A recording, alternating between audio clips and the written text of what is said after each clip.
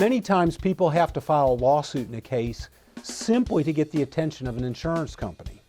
Just because you file the lawsuit doesn't mean you ultimately have to testify, although that may very well happen. Remember, many times filing a lawsuit is just the beginning of a process.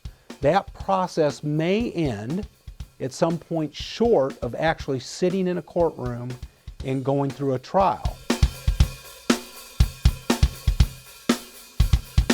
If you're involved in an automobile accident and the other party either doesn't have insurance or doesn't have enough insurance, then you look back at your own insurance policy or the insurance policy of the car you're riding in, or possibly the insurance policy of any other family member living in your household.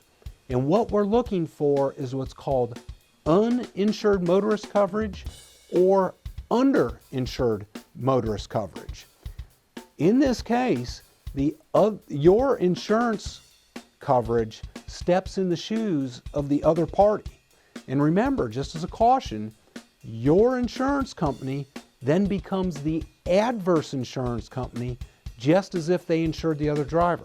Very important to remember that.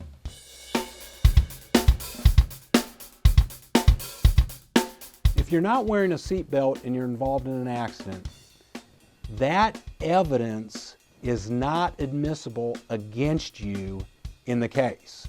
So, looking just at the law and going just by the law, not wearing a seatbelt has nothing to do with your case.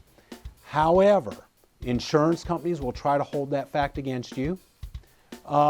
Juries may even hold that against you because perhaps they know that you wouldn't have hit the dashboard if you had your seatbelt on.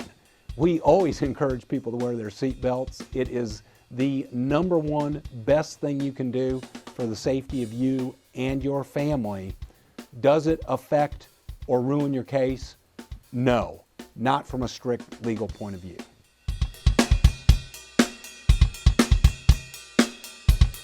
If you have a lawyer involved in your case, one of the things a lawyer will tell you is that they will handle all communication with the insurance company from that point forward. So if you have a lawyer involved in your case, what you should do is very politely and very professionally tell the insurance company that calls you that you have a lawyer, give them the contact information, and have no more communication with the insurance company.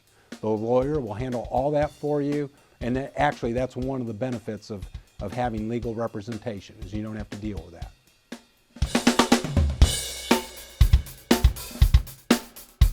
We get asked a lot, how much does it cost to hire an injury attorney? Most injury attorneys will see you for free. There's no money that ever comes out of your pocket, and the attorney works on a contingency fee, which is a percentage of the recovery.